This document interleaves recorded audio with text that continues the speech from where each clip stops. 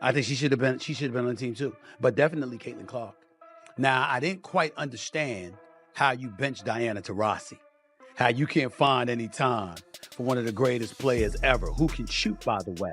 Famous sports analyst Stephen A. Smith has shared shocking news about a new contract offer Caitlin Clark received from a European team. And we're just so proud and privileged to be here, and I'm honored to be up with these two very special people who are leaving their imprints all over the world of culture these days. Thank you. So now our master of ceremonies today is not going to be me. It's going to be Mr. Stephen A. Smith. And when I asked him if he would come out here to be a part of our special homecoming, wasn't even a hesitation, because of two words: Caitlin Clark.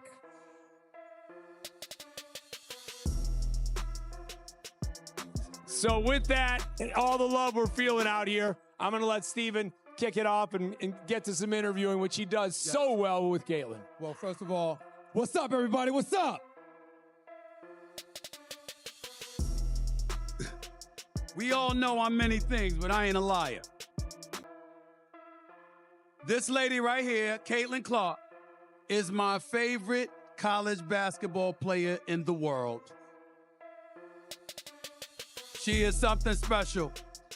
And Caitlin, I'm just going to start because they want to hear from you, obviously. You know, it's when you see this crowd out here, knowing they're out here for you, what does it feel like for you to be a part of this and to be such a leading voice and face on this campus? Yeah, that's the reason I came here, is because of crowds like this. So thank you guys for coming. Maybe if it's not for me, it's for Stephen A., the man. But no, that's why I chose Iowa, but also I'm an Iowa kid. I grew up here. I grew up rooting for the Hawkeyes. I grew up 2 hours from this place, so it's really special to me. And, you know, my first year here was COVID, and it was really different, but now here I get to experience it with all of you. We're going to play in front of 15,000 people every single game this year. Sold out crowd, yeah. 50,000 people for the crossover at Kinnick next Sunday, so. The news has stunned WNBA fans who don't want to see their favorite player leave the league. Caitlin Clark has been a dominant force this season, even though she's just a rookie. Now she has a massive offer from Europe, and it wouldn't be surprising if the Indiana Fever point guard decides to head overseas. Three people. Okay. One is the fan that videoed that Chicago Sky game. The other, who was the young lady that took video during COVID when the men had this weight room available to them? And they had... There you go, Stephen A. Yep. Her. Yep. Mm-hmm. Right there. Right there. That girl right there. That's who deserves it. That's her. Right there. Give her credit. Her. And last but not least, Caitlin Clark. Mm-hmm. Ladies, let me tell y'all something. You got to sit up there and pay attention to the rising tide. It lifts all boats. You can go out on the court and go at Caitlin Clark with the fierceness that your competitive juices demand. But in the process of doing that, you learn to love that girl. That girl went up in her press conference and said, and spoke about flying commercial. Mm-hmm. They didn't sit up there and make this decision until after she said that. You understand? Now, everybody want to sit up there and talk about, oh my God, why did it have to come to that? Damn it, forget all that. She did it. She didn't have to, but she did. She got her contract. She getting her bag. She got her endorsement deal, but she looked out. Caitlin Clark's contract with the Indiana Fever pays her $76,000 from the WNBA, but she also has an 8-year, $28 million deal with Nike, earning $3.5 million a year just from the shoe company. In addition, she has endorsements with State Farm, appearing in their nationwide commercials, along with Hy-Vee, Gatorade, Wilson, Gainbridge, Xfinity, and Buick. Although exact figures for those deals aren't public, she's likely making millions from them too. I think that Dawn Staley perfectly encapsulated everything. She said, you are one of the GOATs of this game, because of her impact and her greatness. She definitely deserves and warrants that level of respect. devoid of a title. She basically deserves that level of respect because she basically put the sport on its shoulders and uplifted the sport. We can't take that away from her. And I'm going to tell you what's interesting, and nobody has brought this up. I'm going to bring this up, okay? You know, one of the things we didn't talk about was what happened Friday night. That damn call by that official with 3.9 seconds left that gave, that helped. Now, I'm not going to sit up there and tell you that it was the wrong call. I just hate the fact that the call was made at that particular moment in time. You want to definitively see the players decide it as opposed to the officials, even though technically speaking, it seemed to be the right call, although not in the moment, but then you watch the replay over and over again, not in real time, and you say, okay, you can understand how that call was made. So none of us brought that up. Here's why I'm bringing it up now. One of the greats is like, yo, we gonna see when you get here. It's gonna be different. Now she said that, and I'm saying to you, that does give Caitlin Clark an opportunity to show, excuse me, yeah, it is different. And the level that I've entered is different, and the support I'm gonna have is different. So guess what? More might be coming. When we see that, if we see that, we might be talking to her about her in an even more elevated light. I think the reason why players like, sorry, Shannon, really quick, Go ahead. Diana Taurasi and Sue Bird say this is because a lot of people have experienced the women's basketball season from the context of the last 2 years. So she doesn't really need to go overseas to earn more money during the 6-month break before the next WNBA season. Still, it's common in the WNBA for players to play abroad. Even though WNBA salaries have gone up recently, they're still often not enough after paying agent fees, extra training, and maintaining top nutrition. Big-name players like Diana Taurasi, Breanna Stewart, Alyssa Thomas, and Sue Bird have also gone overseas where they earn much bigger paychecks. In 2015, Taurasi made $1.5 million from UMMC at Ekaterinburg. Even after 20 years, they can't get enough here. One more year echoing throughout the arena. When you feel that love, what thoughts and emotions flow through you? Yeah, I just got in the locker room and I was talking to BG, and I'm like, there's still days where I'm like, I can still do this. I still want to play basketball. And then there's, the flip side where there are days where I'm crawling out of bed.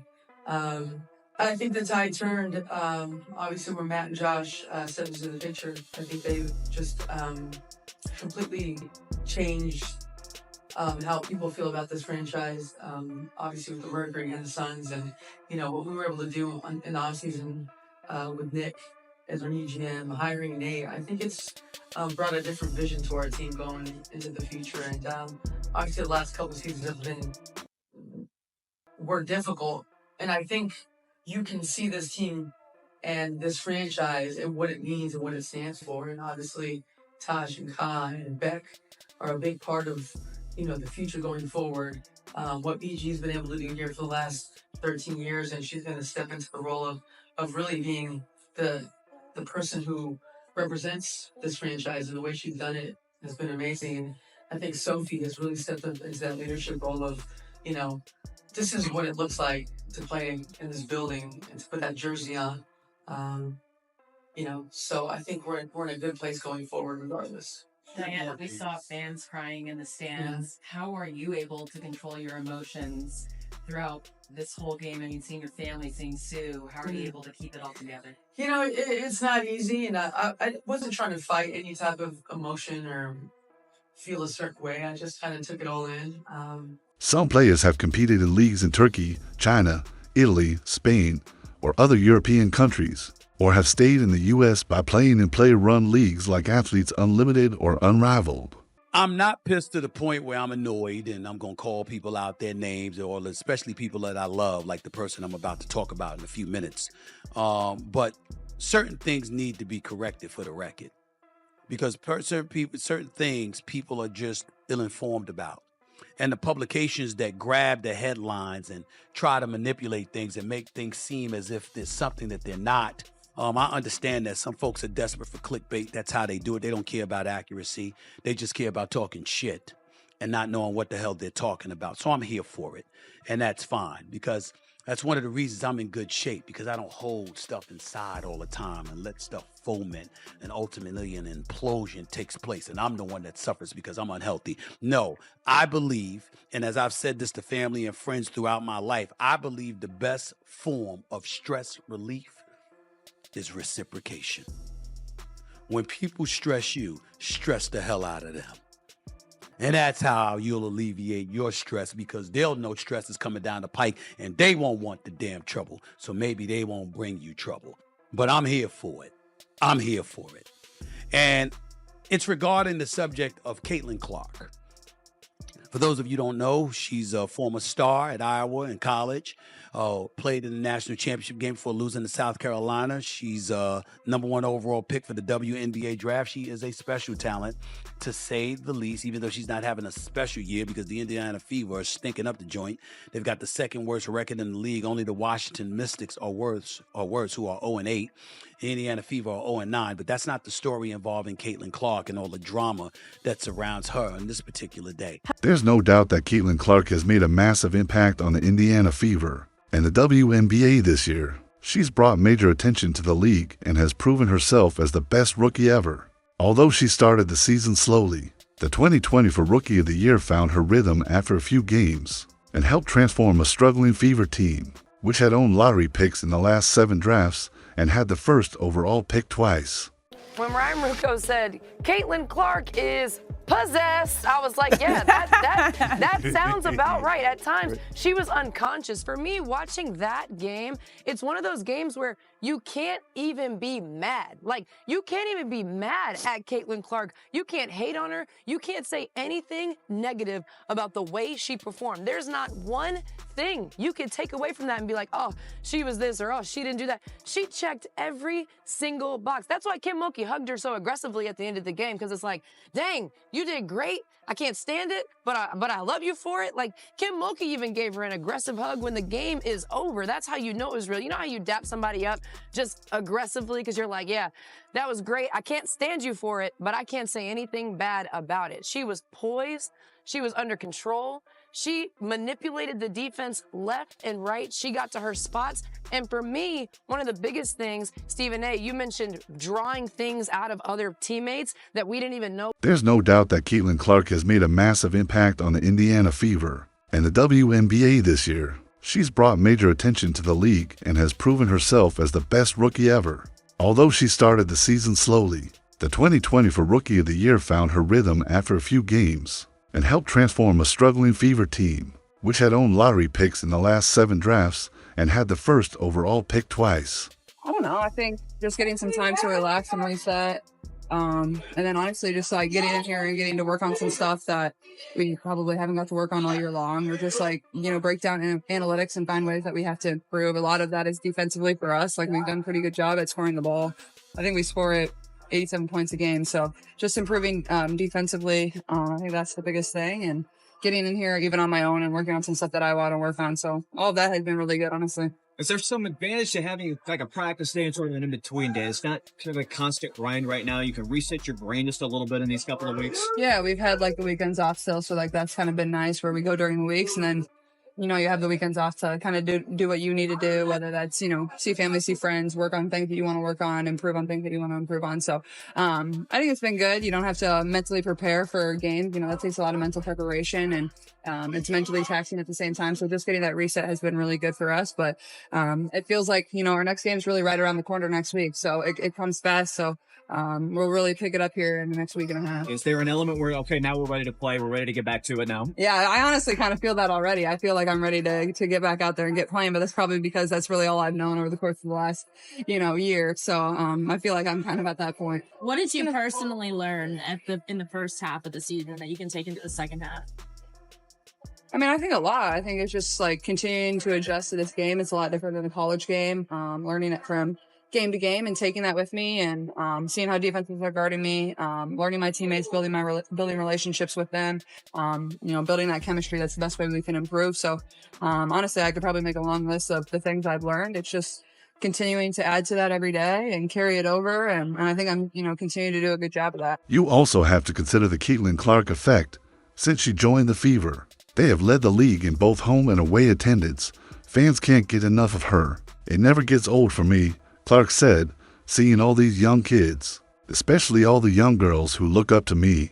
It's amazing. Her second game in Atlanta this season set another arena attendance record, with over 17,600 fans packing the venue. Normally, the Atlanta Dream play in a 3,500-seat arena, but they had to move to the 17,700-seat State Farm Arena just to accommodate the huge crowd. This is Maya Moore speaking about Caitlin. Expect that. Any thoughts at all? Thanks. I know. Unfortunately, I don't. I love kids. I've loved kids since I was a kid, and so most times if a young person caught my eye, I was going to try to interact with them if I could. I probably have more memories of me being Caitlin's age, as a 10-year-old and hugging a Cynthia Cooper or Cheryl Swoops. So it's just really, really cool to think about one of those little girls became Caitlin Clark. So I think it just goes to show you when you just do your best to be in the moment and treat people with kindness and just be present when you can, really makes a big difference. And looking at the type of person and leader that she can be with people was influenced by something that I did. And she can do the same for another little girl, little boy. It's just incredible. Indiana went from 7th in average points per game last season to 3rd in 2024. According to WNBA stats, they now trail only the defending champions Las Vegas Aces and last year's runner-up, the New York Liberty. Clark is tied with Kelsey Mitchell as Indiana's top scorer, averaging 19 points per game. She also leads the team in assists and steals as a rookie. Clark leads the whole WNBA in assists per game 8.4 and three-pointers made 122, the second highest total ever for a season. She's the first player to top both stats. However, she also leads the league in turnovers with 223, 78 more than second-place Alyssa Thomas, setting a WNBA record. She kind of reminds me she kind of built like a female version of Scottie Pippen. You see how long and angular she are? She can meet her at the point. She can contest shots without fouling. But look, Caitlin Clark had an unbelievable rookie season. I think a lot of people might be surprised by that. But you don't put up the numbers that she put up in college and not figure it out. She's a gym rat. You can tell she's a gym rat, and she was going to figure it out. She struggled. She's not the first rookie to struggle in their first playoff appearance. So I'm not surprised that she struggled. Give DeWanna Bonner a lot of credit for causing that struggle. For me, guys, it was a rookie masterclass. When you think about the statistics that Caitlin was able to put up, the way she was able to elevate her teammates. You have to think, Caitlin Clark comes in, the entire offense shifts. The entire offense gets faster. Kelsey Mitchell is running and she is making plays. Aaliyah Boston's making plays. Lexi Hull, the entire team is elevated with the addition of Caitlin Clark. This is an organization that hadn't had a 20-win season since 2015, hasn't been in the playoffs since 2016. And when I talk about a rookie masterclass, yes, Caitlin had to figure it, but she stayed the course. In short, Caitlin Clark's rookie season has been about selling out arenas everywhere, breaking rookie and veteran records, and finishing 4th in the MVP race. She is clearly the WNBA's most valuable player if she decides to play overseas. It will impact the Indiana Fever and the league as a whole, but her fans will definitely follow her wherever she goes. Don't forget to like the video, subscribe to the channel, and hit the notification bell. Thanks for watching.